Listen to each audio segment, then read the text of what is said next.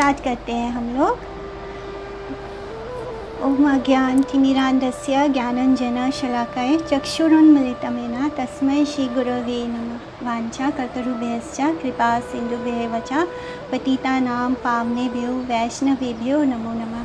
जय श्री कृष्ण चैतन्य प्रभु नित्यानंद श्री अद्वैत गदाधर शिवासादि गौर भक्तवृंद।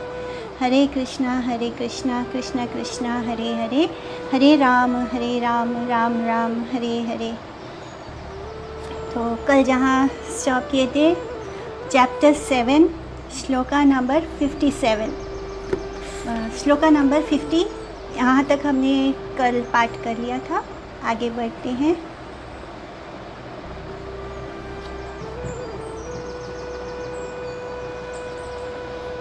तो यहाँ पे रेफरेंस दिया गया था श्रीमद् भागवतम से कि कैसे जो भगवान है, कृष्ण है, जो हमारी आत्मा है, जिस कारण से अगर कोई जीवात्मा भगवान के प्रति थोड़ा भी स्नेह होता है, भगवान के प्रति उसके हृदय में स्नेह होता है, जो भक्त होते हैं उनको ये पता करने की ज़रूरत नहीं कि सामने उनके भगवान हैं। अगर वो नहीं भी जानते कि सामने जो भगवान अगर किसी और रूप में भी आते हैं किसी भक्त के सामने, तो उनका हृदय अपने आप उनके प्रति आकर्षित हो जाता है, क्योंकि वो हमारी कृष्ण जो हैं वो परमात्मा है और वो हमारी आत्मा के भी आत्मा है।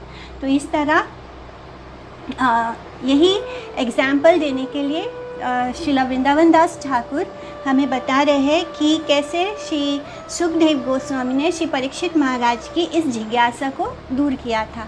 तो आगे बढ़ते हैं। परम अद्भुत कथा कहेला गोसाई, त्रिभुवने ए मते को था सुनी नहीं। तो हे गोसाई, यह तो आपने परम अद्भुत कथा सुनाई है, मैंने तो इस प्रकार की कथा त्रिभुवन में कहीं भी नहीं सुनी है। निज पुत्र हईते पर तनय कृष्ण रे, कहा देखी स्नेहा कैले के मन प्रकारे। तो गोपियों को अपने पुत्र से परपुत्र कृष्ण में अधिक स्नेह किस प्रकार के से संभव हुआ, कृपा करके कहिए। तो हम जो इस जगत में देखते हैं कि जो माता पिता होते हैं उन्हें अपने बच्चों से ज़्यादा स्नेह होता है, लेकिन अपने पास पड़ोस के किसी और बच्चे से उन्हें कोई स्नेह नहीं होगा। मतलब वो उस लेवल पे नहीं, वो सबका भला सोचेंगे किंतु अपने बच्चे से को पहले सोचेंगे, उसका भला पहले सोचेंगे।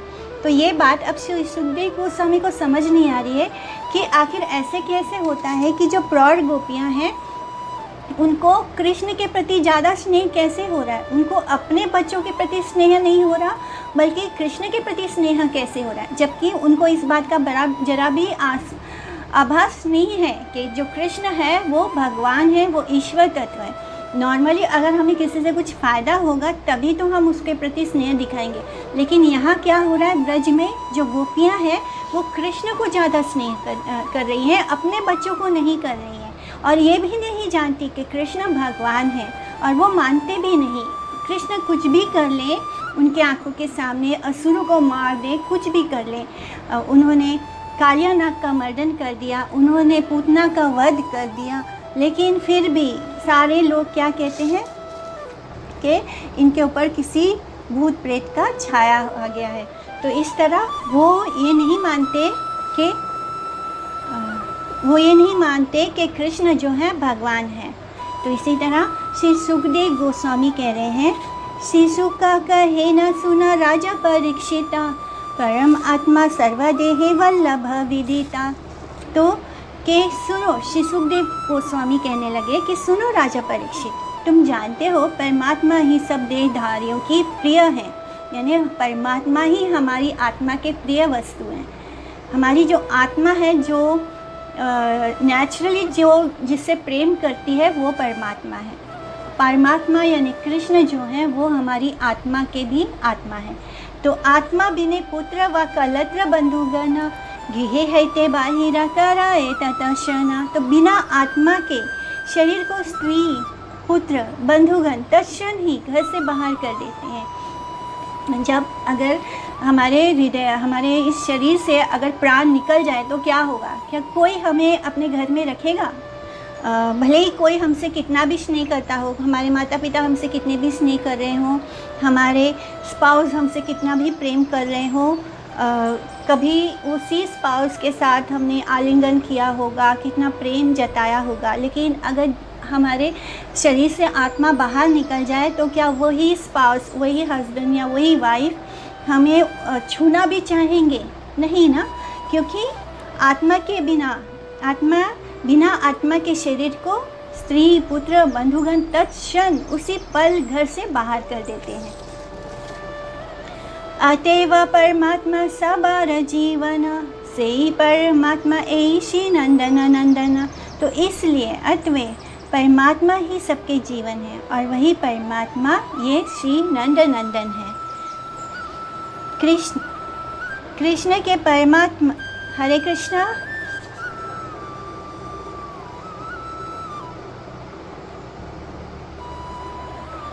तो अतएव परमात्मा स्वभाव कारणे, कृष्णे ते अधिक स्नेह करे गोपी गणे। तो इसलिए श्री कृष्ण, अतएव श्री कृष्ण ही परमात्मा है और इस कारण गोपियाँ कृष्ण को अपने पुत्रों से भी अधिक स्नेह करती थी। तो यहाँ पर ये बात समझाया गया है कि जो हमने मैं कौन हूँ जब ये पढ़ रहे थे हम, तो किस तरह हम जानते हैं कि जब आत्मा इस शरीर को, इस देह को त्यागती है तो हमारे अपने भी उसको स्वीकार नहीं करते। हम यही बोलते हैं कि वो चला गया, यानी वो व्यक्ति चला गया जो इस देह में था। हम नहीं मानते कि ये देह जो है वो व्यक्ति है। तो नहीं जानते हुए भी हम यही बोलते हैं कि वो चला गया। तो हमें कहीं ना कहीं अंदर हमें इस बात का ज्ञात है, हमें ये पता है कि ये शरीर हम नहीं है, ये शरीर मैं नहीं है। तो इसी तरह इसी बात को श्री सुखदेव गोस्वामी परीक्षित महाराज को समझा रहे हैं। हमारा जो संबंध है वो हमारे बंधु बांधुगण से नहीं है। बंधु बांधुगण का जो संबंध होता है वो देह का होता है। जैसे ही हम देह त्यागते हैं हमारा वो संबंध ख़त्म हो जाता है। हमारा जो घर था, जो अभी घर है हमारा, अभी हम अपने आप को इस सिचुएशन में रख कर देख लेते हैं कि अब जब भी हम जहाँ रह रहे हैं ये घर है, हमारे माता पिता है, हमारे हस्बैंड वाइफ है, हमारे बच्चे हैं। इस मोमेंट अगर ये शरीर से हमारी आत्मा निकल जाए तो ये सब छूट जाएगा। ये घर, ये परिवार जिसके लिए हम इतनी सुबह से लेकर रात तक कष्ट कर रहे हैं, जितनी मेहनत कर रहे हैं, जिन बच्चों के फ्यूचर के लिए हम इतनी चिंता कर रहे हैं, वो सारे रिश्ते एक पल में ख़त्म हो जाएंगे। जैसे कि हमने भागवतम में पढ़ा था कि कैसे वो दिया होता है, जब हरिद्वार में दिया हम प्रवाहित करते हैं जल में, तो क्या होता है, जब वो दिया प्रवाहित किया जाता है तो कुछ देर के बाद हवा का झोंका आता है, लहर आती है। वो लहर आने से क्या होता है, वो दिए एक दूसरे से के पास आ जाते हैं। फिर एक लहर आती है, वो दिए एक दूसरे से सेपरेट हो जाते हैं। इसी तरह हमारे जो प्रारब्ध कर्म है उसके कारण हम एक दूसरे से मिलते हैं। किसी को हम माता पिता बोलते हैं, किसी को हम भाई बंधु कहते हैं, किसी को हम अपना हस्बैंड या वाइफ बोलते हैं, कोई हमारा पुत्र बन जाता है। ये सारे हमारे कर्मों के हिसाब से अकॉर्डिंगली हमें रिश्तों के बीच में आ जाते हैं। उस कर्म जो होता है वो हमारी लहर का काम करता है। उस कर्म के कारण हम उस दिए के भांति एक दूसरे से मिलते हैं। फिर वो कर्म हमारा ख़त्म हो जाता है, वो प्रारब्ध हमारा जिसके साथ जो हमारा बंधन था कर्म का वो ख़त्म हो जाता है, वो काम हमारा पूरा हो जाता है। वैसे ही भगवान माने भगवान की ये जो पूरा साइकिल चलता है ये इतने अच्छे से मैनेज होता है। जैसे हमारा मेरा आपके साथ अगर प्रारब्ध ख़त्म हो गया तो मैं चली जाऊंगी, माने मेरा इतने दिन से जो हम एक दूसरे से कनेक्ट हो रहे हैं वो सब ख़त्म हो जाएगा। वो एक पल में सब कुछ ख़त्म हो जाएगा। हमारा प्रारब्ध के कारण जो रिश्ता बना है वो प्रारब्ध ख़त्म हुआ, वो रिश्ता भी ख़त्म होगा और ये देह भी त्याग हो जाएगा। तो इसी तरह ये जो हमारा एक्चुअल रिलेशनशिप है वो किसके साथ है, परमात्मा के साथ है। परमात्मा ही हमारी आत्मा है, यानी आत्मा की भी आत्मा है। परमात्मा की जो बहिरंगा शक्ति होती है वो इस प्राकृतिक यानी जो हमारे सामने समक्ष जो मटेरियल वर्ल्ड है, जड़ जगत है, वो मिथ्या होने के बावजूद भी उसका नित्य अस्तित्व नहीं है। माने ये जो वर्ल्ड है ये टेम्पररी है, ये नित्य नहीं है, ये इटर्नल नहीं है, लेकिन फिर भी हमें ये आभास देता है कि सब कुछ नित्य है। जैसे ये एग्ज़ाम्पल मैंने पहले भी दिया था, मुंबई में जो लोकल ट्रेन चलती है तो उसमें बहुत रश होता है। लोग जब चढ़ते हैं तो सीट बैठने के लिए बहुत एक दूसरे से लड़ाई भी हो जाती है, बस थोड़ी सी जगह चाहिए होती है उस सीट में बैठने के लिए, लेकिन इस तरह लड़ते हैं मानो उस ट्रेन में सदा इटर्नली वहीं रहना है हमें।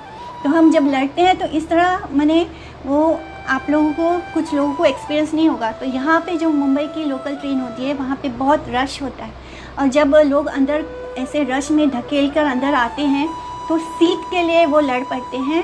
सीट माने जैसे वो सीट ही उनकी दुनिया है, उनको इटर्नली उसी जगह पे रहना, इस तरह वो लड़ते हैं। तो ये इसी तरह जो ये संसार है ये भी टेम्पररी है, ये इटर्नल नहीं है। लेकिन हम यहाँ पर इसको, ये माया के कारण हमें ये आभास होता है कि यही इटर्नल है, यहीं पे हमें रहना है, हम सब कुछ परमानेंट होगा, इस तरह सोचकर सब कुछ हम निवेश करते हैं, अपने फ्यूचर को प्लान करते हैं, अपने बच्चों के भविष्य के बारे में सोचते हैं। बट हम क्या सोच रहे हैं वो सब कुछ मटेरियल है। हम उनके विवाह के बारे में सोचते हैं, हम उनके हायर एजुकेशन के बारे में सोचते हैं, ये सब कुछ माया है, क्योंकि ये उनके काम नहीं आएगा। तो सबसे अच्छा होगा कि अगर हम अपने बच्चों को उनका ये अस्तित्व क्या है, वो कौन है, उनका भगवान के साथ क्या संबंध है, अगर हम उनको ये बात समझाएंगे तो ये चीज़ उनके जीवन में आगे काम आएगी। इस तरह ये संसार, जो भगवान है वो नित्य वस्तु है, और ये जो हमारा मन है, जो बुद्धि है, चित्त है, अहंकार है, ये सब अनित्य है। लेकिन ये अनित्य होते हुए भी जो हमारा मन बुद्धि है ये हमें नित्य होने का आभास देता है। एहो कथा भक्त प्रति अन्य प्रति नहे, अन्यथा जगते के ने स्नेह न कराए। तो ये बात भक्तों के संबंध में है, औरों के संबंध में नहीं। यदि औरों के संबंध में यही बात रहती तो वे कृष्ण को स्नेह क्यों न करते। यानी जो भक्त नहीं होते हैं उनको ये बात नहीं महसूस होती कि सामने जो है वो हमारा परमात्मा, यानी भगवान के प्रति उनको स्नेह संबंध नहीं महसूस होता। नेचुरली उनके अंदर वो फीलिंग नहीं आती कृष्ण के लिए। कृष्ण चाहे किसी भी रूप में हो तो उनके अंदर वो फीलिंग नहीं आती कि ये कोई हमारा बंधु है, कोई हमारा अपना है। ये एहसास केवल भक्तों के हृदय में होता है। और ये बात कल समझाई थी कि कैसे जो भक्त होते हैं वो, उनका हृदय क्लीन होता है। जब तक हमारा हार्ट जो है वो अनर्थों से, हम जो हमारे अंदर जो बुराइयां हैं उससे क्लीन नहीं हो जाता, तब तक हम भगवान के लिए प्रेम और अपनापन महसूस नहीं कर सकते। तो ठीक यही बात यहाँ भी बोली जा रही है कि ये जो एहसास होता है भगवान के प्रति अपनापन जो महसूस होता है वो भक्तों को ही होता है, औरों के संबंध में ये बात नहीं लागू होती है। संशय उत्पन्न होने पर उसकी मीमांसा या इसका समाधान आसुरी स्वभाव जीव के अनादि अप्रारब्ध अपराध ही परमात्मा कृष्ण के प्रति विद्वेष के कारण है। तो जीव आत्मा जब कोई अपराध करती है तो वो कृष्ण को विस्मरण कर देती है, उसके मन में कृष्ण के प्रति प्रेम जागृत नहीं होता।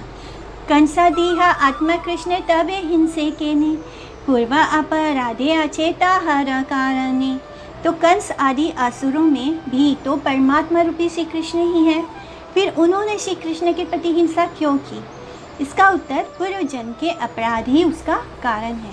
कंस ने जो अपराध किए थे इस कारण से उसे कृष्ण से ईर्ष्या होती है, उनके प्रति हिंसा करते हैं। सहजे सरकरामिष्ट सर्वजने जाने, केहा तिक्त बासे जीवा दोषेरा कारणे। तो मिश्री स्वाभाविक ही मीठी होती है। मिश्री का तो यही स्वभाव है।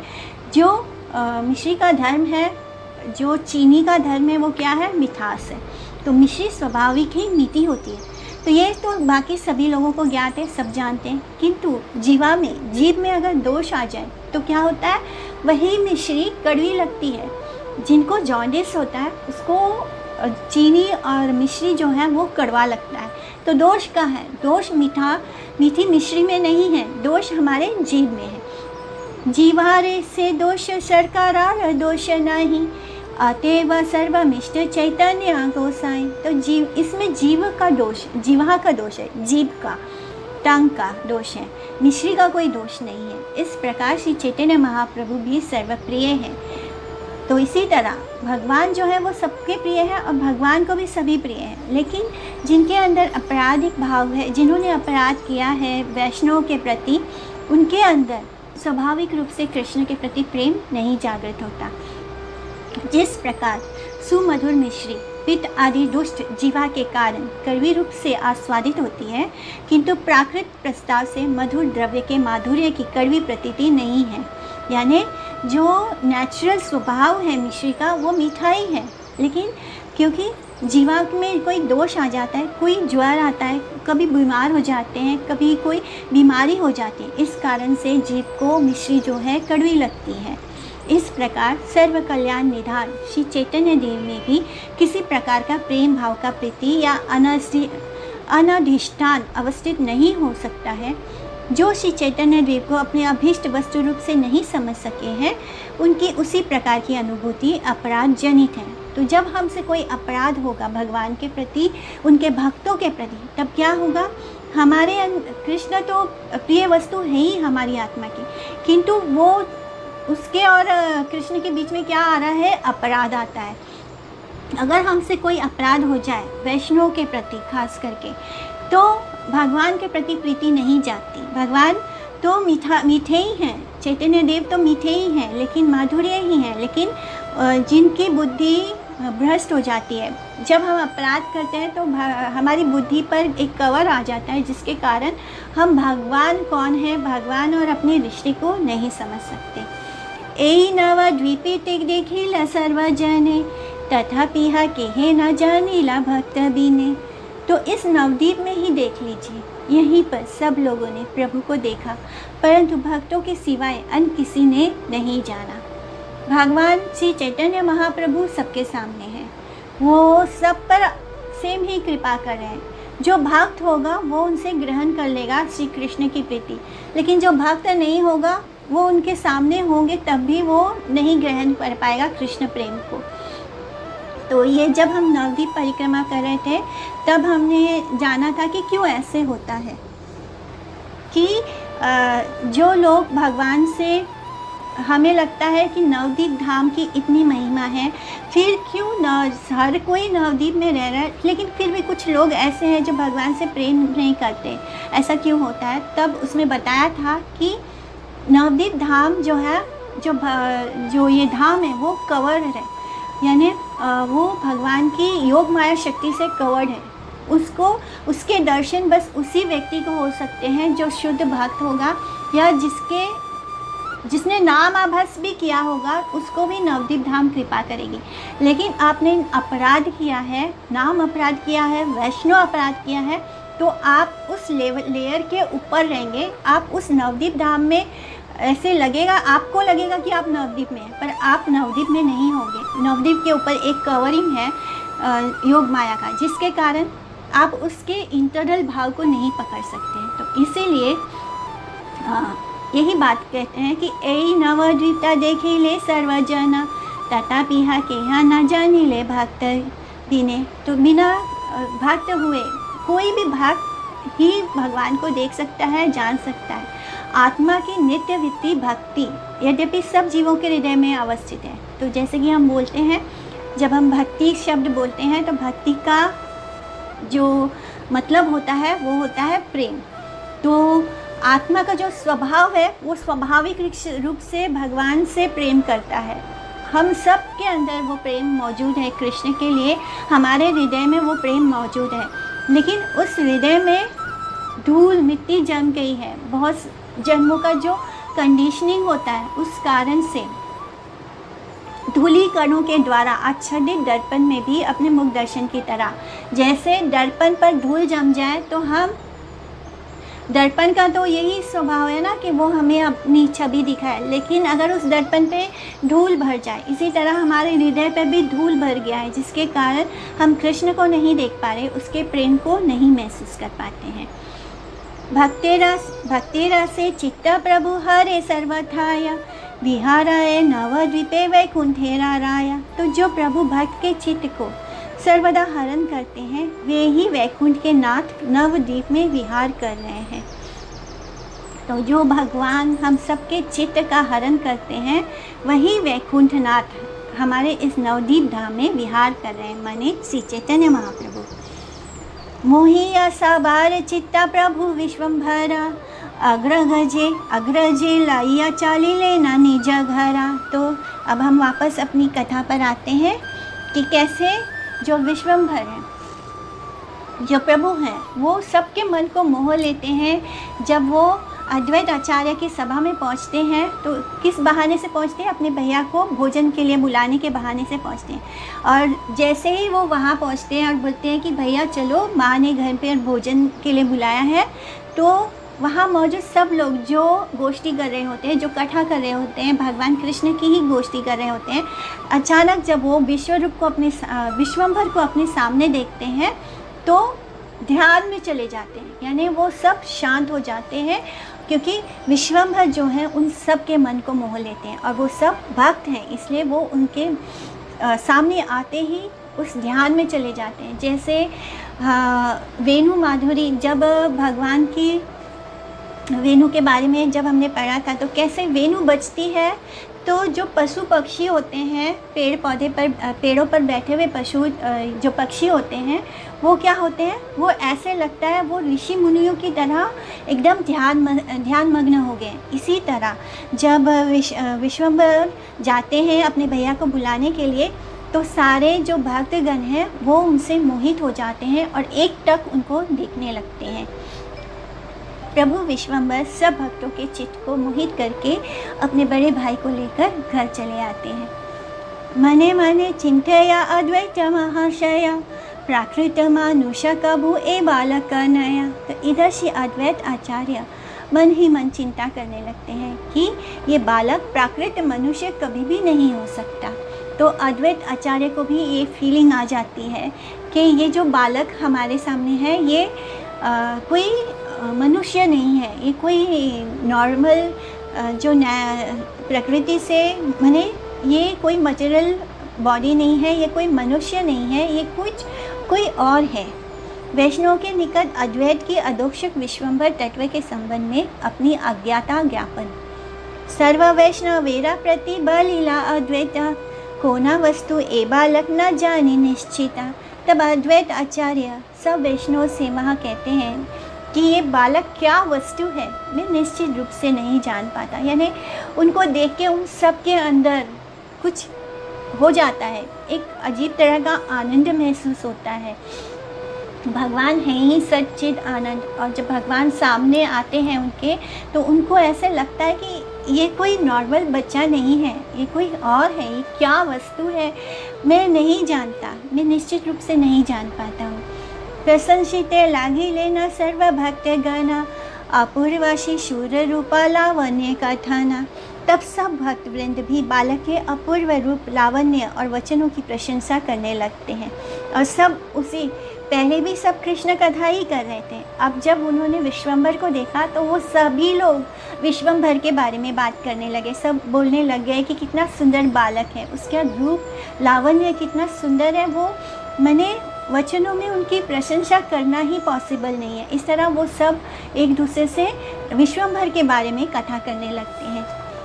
नाम मात्र विश्वरूप चाली लेना घरे, पुनः आई लेना शीघ्र अद्वैता मंदिरे। जैसे कि हमारा मन अगर कहीं लग जाए तो हमको कोई घर में खाना खाने, जैसे छोटे बच्चे होते हैं, उनको मन खेल में, जब गर्मी छुट्टियां आती हैं तो उनका मन खेल में इतना रम जाता है कि उनको अगर घर में खाना खाने के लिए बुलाया जाए तो उनका मन नहीं करता कि घर जाकर भोजन करें। उनको लगता है वो घर आते हैं तो नाम मात्र के लिए आते हैं, जैसे जल्दी जल्दी कैसे भी भोजन करो और वापस उसी जगह चले जाओ और सब मित्रों के साथ खेलो। तो यहाँ पे जो विश्व रूप है, उनका मन कहाँ लगता है? वैष्णव एसोसिएशन में, अद्वैत आचार्य के पास। तो वो विश्वम्भर के कहने पर आ तो जाते हैं घर खाना खाने के लिए, लेकिन उनका नाम मात्र के लिए घर आते हैं और वे पुनः जल्दी जल्दी शीघ्र ही श्री अद्वैत के घर वापस लौट जाते हैं। गृह सुख में श्री विश्वरूप का वैराग होने से भी निरंतर कृष्ण कीर्तन सेवा संपादन में ही अति अनुराग। तो श्री चैतन्य महाप्रभु के जो ये भाई हैं विश्वरूप, उनका वैसे भी गृह सुख से में कोई उनका मन मोह नहीं लगता था, उनको घर में मन ही नहीं लगता था। वो अगर घर में आते भी थे तो भगवान के मंदिर में ही बैठे रहते थे, उनके पास ही बैठे रहते थे। उनका मन केवल कृष्ण, एकांतिक भक्त जिसे कहते हैं, वो इसका एग्जाम्पल है कि उनका मन केवल कृष्ण में लगता था, कृष्ण कीर्तन में लगता था, कृष्ण सेवा में लगता था, कृष्ण भक्तों में लगता था। ना भाए संसार सुखा विश्व रूप मने, निरावधि ठाके कृष्ण आनंद कीर्तने। तो श्री विश्वरूप को संसार सुख अच्छा नहीं लगता था, वे सर्वदा श्री कृष्ण कीर्तन आनंद में मग्न रहते थे। गृह आई ले आओ गृह व्यवहार न करे, निरावधि ठाके विष्णु गृहेरा भीतरे। तो घर आने पर भी वे गृह के व्यवहार में कुछ इंटरेस्ट नहीं लेते थे। घर में क्या काम है, क्या करना है, राशन लाना है या घर में सफाई करनी है या माता पिता है, माने किसी से भी चीज़ में उनका मन नहीं लगता था। वे सर्वदा सब समय विष्णु गृह में, विष्णु उनके घर में जो मंदिर था उसमें ही वो बैठे रहते थे। विष्णु ग्रह प्रत्येक ब्राह्मण के गृह में उनके अपने व्यवहार उपयोगी कक्षों को छोड़कर एक स्वतंत्र कक्ष में श्री नारायण के अर्च विग्रह रक्षित होते हैं। तो विष्णु ग्रह क्या होता है कि हर ब्राह्मण के घर में एक कक्ष होता है, एक कमरा होता है जहाँ पे उनके शालिग्राम जी विराजित होते हैं और जहाँ पर भोग वगैरह, यानी जिसे घर में हमारा मंदिर होता है। तो पहले ऐसा नियम होता था कि ब्राह्मणों के घर में एक कमरा केवल भगवान के लिए होता था, तो वो स्वतंत्र कक्ष होता है श्री नारायण के अर्च विग्रह के लिए। तो वो ग्रह ही विष्णु ग्रह नाम से प्रसिद्ध है। श्री जगन्नाथ मिश्र के भवन में जो नारायण ग्रह भगवत पूजा के लिए निर्दिष्ट था, उसी ग्रह में श्री विश्वरूप अर्चन ध्यान आदि के निमित्त पर्याप्त समय तक अवस्थान करते थे। तो जब भी विश्वरूप घर आते तो वो घर में जो मंदिर है बस उसी कमरे में बैठे रहते और वहीं पर वो ध्यान मग्न होते। और जब वो वहाँ से जाते तो अद्वैत आचार्य के संग करते, उनके साथ वैष्णव के संग में कृष्ण कथा करते, कृष्ण कीर्तन करते। विवाहेरा उद्योग कराए पिता माता, सुनी विश्व रूप बड़ा मने पाए व्यथा। तो उस समय कैसे होता था कि पुत्र अगर 13-14 साल का हो जाए तो उसके विवाह के बारे में सोचते थे माता पिता। तो अब विश्वरूप के विवाह के बारे में उनके माता पिता यत्न करने लगे। तो जैसे ही विश्वरूप को ये बात पता चली तो उनका मन बहुत ही दुखी हो गया। वो मन ही मन बहुत दुख पाते थे ये सुनकर कि माता पिता जो हैं उनके लिए लड़की ढूंढ रहे हैं या उसके विवाह की बात कर रहे हैं। छाड़ी व संसार विश्वरूप मने भावे, चाली आए वर्णे मात्र ए मने जागे। तो ये जब वो सुनने लगे कि माता पिता जो हैं उनके विवाह के बारे में सोच रहे हैं और लोगों से बात करना शुरू करने वाले हैं, तो श्री विश्वरूप मन में यही भावना करते थे कि मैं संसार छोड़कर वन में चला जाऊंगा। इसको छोड़कर मन में और कोई बात नहीं जागती थी।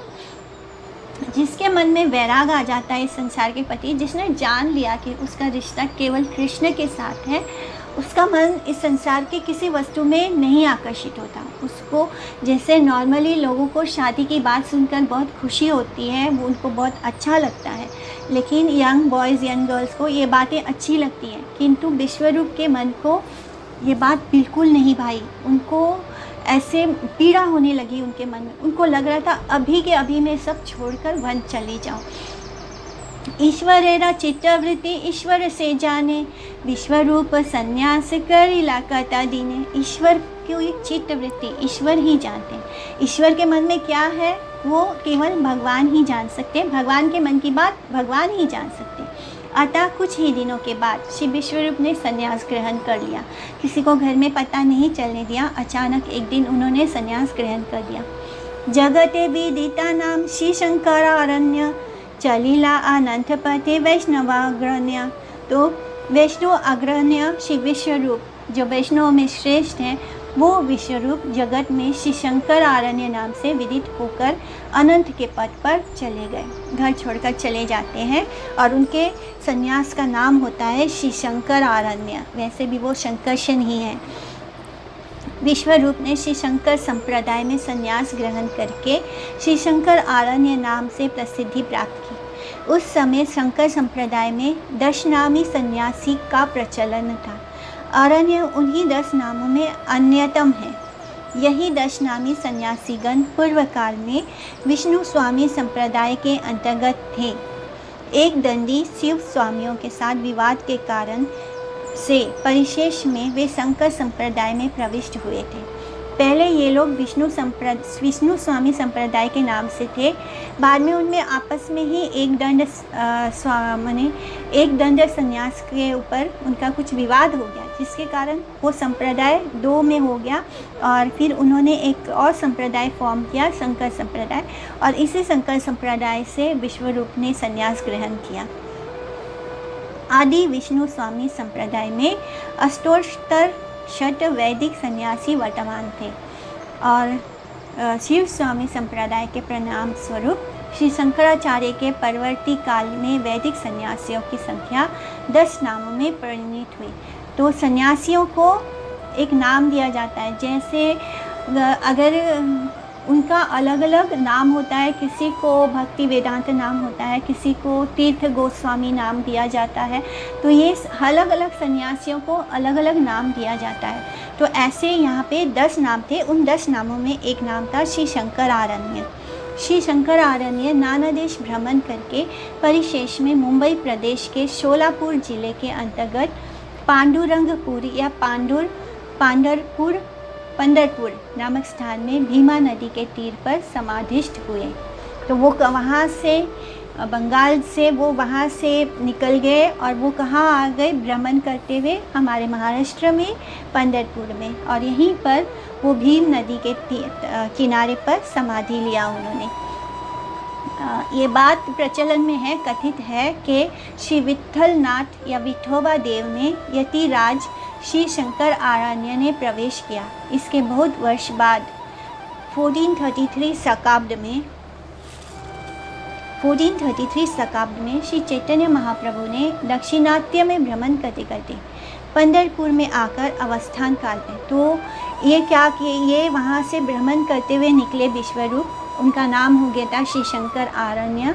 और फिर यहाँ वो पंढरपुर में भगवान विठोबा से बहुत अटैच हो गए थे और तब वो विठोबा के जो देती हैं उनमें ही वो प्रवेश कर गए, यानी उनमें ही वो समा गए थे। इस तरह वो वहाँ पे समा गए थे। और बहुत सालों बाद जब श्री चैतन्य महाप्रभु देश भ्रमण को निकलते हैं तब वो पंढरपुर आते हैं और तब उन्हें उनके भाई के बारे में ये बात पता चलती है। उन्हें लोगों से सुनकर ये बात पता चलती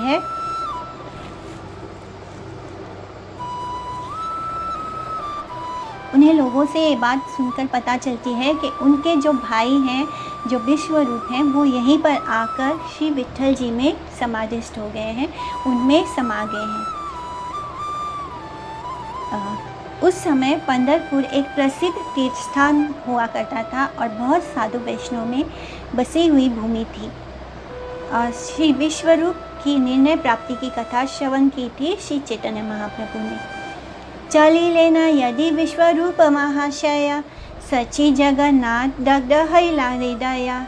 जब श्री विश्वरूप महाशय ग्रह त्याग कर चले गए तब श्री सची जगन्नाथ का हृदय विरह से दग्ध हो गया। अचानक से एक दिन उनका पुत्र, जिसके विवाह के बारे में वो सोच रहे थे, बात कर रहे थे, मैंने कितने भविष्य की कल्पना की होगी, कितना कुछ सोचा होगा, और फिर अचानक से वो पुत्र क्या होता है, संन्यास लेके चला जाता है घर छोड़कर हमेशा के लिए। मैंने अब वो कभी उसको नहीं मिलेंगे। पुराने ज़माने में कोई सोशल नेटवर्क नहीं होता था, कोई कनेक्शन नहीं होता था। अगर कोई व्यक्ति संन्यास लेता था इसका मतलब वैसा ही होता था जैसे कि कोई मर गया हो। कोई मर जाने से फिर दोबारा कभी लौट कर नहीं आएगा, हम कभी उसको दोबारा नहीं मिल पाएंगे। यही होता था कि अगर कोई व्यक्ति संन्यास ले लेता था तो उसको अपना घर त्याग देना होता है, और घर त्याग देने के बाद वो कहाँ चला गया, क्योंकि कोई जानकारी नहीं, कुछ पता नहीं, कैसे वो, कोई कांटेक्ट नहीं, कुछ भी नहीं, और ऐसा लगता था कि वो हमेशा के लिए चला गया। बस यही हालत हो गई श्री सची माता और जगन्नाथ जी की, जब उन्हें पता चला कि उनका बेटा जो है वो घर त्याग के चला गया है, और वो एकदम उनका हृदय विरह से भर गया, क्योंकि वो पुत्र जो विश्वरूप था वो उनकी 8 बहनों के मृत होने पर प्राप्त हुआ था। उनकी 8 संतानें जो पुत्री के रूप में उनके घर में 8 पुत्रियां उनके हुई थी और सभी किसी न किसी कारणवश सब चली गई, यानी सब मृत हो गए, मृत्यु को प्राप्त हो गई। जिसके बाद जाकर एक विश्वरूप उनको पहला पुत्र प्राप्त हुआ। उसके बाद विश्वम्भर श्री चैतन्य महाप्रभु उनको प्राप्त हुए। अब उनके पास सिर्फ चैतन्य महाप्रभु हैं और कोई नहीं है। ऐसे ही इस बात से समझ सकते हैं कि भगवान जिससे बहुत प्रेम करते हैं उसके पास बस वही होते हैं। इस संसार की हर चीज़, हर वस्तु उनसे दूर हो जाती है। सबसे पहले तो हमारे रिश्ते नाते मित्र मंडल ही हमसे दूर हो जाएंगे। तो भगवान जिस पे कृपा करते हैं उससे सब कुछ छीन लेते हैं। उसके बाद बस एक और एक कृष्ण होते हैं और कुछ नहीं होता। गोष्ठी सह क्रंदन कराए उभराय, भाई रवि रह मूर्छा गेला गौर राय। तो वे दोनों स्वजनों सहित ऊंचे स्वर से विलाप करने लगे, क्रंदन करने लगे। बहुत ज़ोर ज़ोर से वो रो रहे हैं अपने पुत्र के लिए। और प्रभु विश्वम्भर चंद्र भी अपने भाई की विरह में मूर्छित हो जाते हैं, बेहोश हो जाते हैं। क्योंकि कृष्ण जो हैं सबसे ज़्यादा प्रेम किससे करते हैं? नित्यानंद प्रभु से। तो वो ही चले गए तो वो भी मूर्छित हो जाते हैं। से विरह वर्णिते वदने नहीं पारी, हईला क्रंदनमय जगन्नाथपुरी। तो उस विरह के मुख से वर्णन नहीं हो सकता। जो तकलीफ़, जो पीड़ा श्री जगन्नाथ मिश्र और सच्ची माता को हो रही है उसका हम वर्णन नहीं कर सकते। जो जिस बुरी तरह वो रो रहे हैं, क्रंदन कर रहे हैं। जगन्नाथपुरी माने यहाँ पे श्री जगन्नाथ मिश्र का घर है, तो मिश्रा भवन। विश्वरूप संन्यास देखिया भक्त गना, अद्वैत आदि सबे बहु करीला क्रंदना। मैंने वो जो जिन वैष्णव का संग करता था उनको भी इस बात का आभास नहीं था कि एक दिन विश्वरूप उनको छोड़कर चला जाएगा। विश्वरूप जो एक बार गए तो किसी को कभी पता नहीं चला कि वो कहाँ है, क्या किया। ये तो जब श्री चैतन्य महाप्रभु दक्षिण की यात्रा के लिए निकलते हैं और वो भ्रमण करते हुए पंढरपुर पहुँचते हैं तब उन्हें पता चलता है कि उनके भाई विश्वरूप यहाँ आए थे और वो श्री पांडुरंग के विट्ठल के जो देती हैं उनमें समाधिस्थ हो गए। विश्वरूप संन्यास से देखी या भक्तगणा, अद्वैत आदि सबे बहु करीला क्रंदना।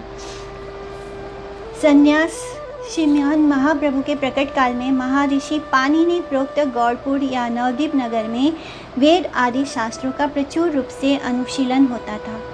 स्व अध्याय बिना जीव की जो संसार आसक्ति है दूर नहीं होती है। यह दिखाने के लिए श्री गौर सुंदर के अग्रज विश्वरूप प्रमुख अनेकों ने ही संन्यास ग्रहण पूर्वक तत्कालिक विद्यापीठ गौरपुर की महिमा वर्धन की थी।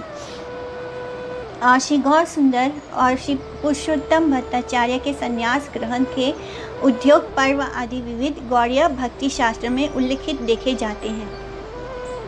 तो यहाँ पे बताया गया है कि जब तक हमें स्वाध्याय बिना, जब तक हम भगवान के इन वेदों को और इन शास्त्रों का अध्ययन नहीं करते तब तक हमारे अंदर वैराग नहीं आता। और इसी बात को अपने एग्जाम्पल से बताया श्री विश्वरूप ने। उन्होंने अच्छे से शिक्षा ग्रहण की, वेदों का अध्ययन किया और फिर उन्हें ये एहसास हुआ कि हमारा संबंध जो है केवल और केवल कृष्ण के साथ है।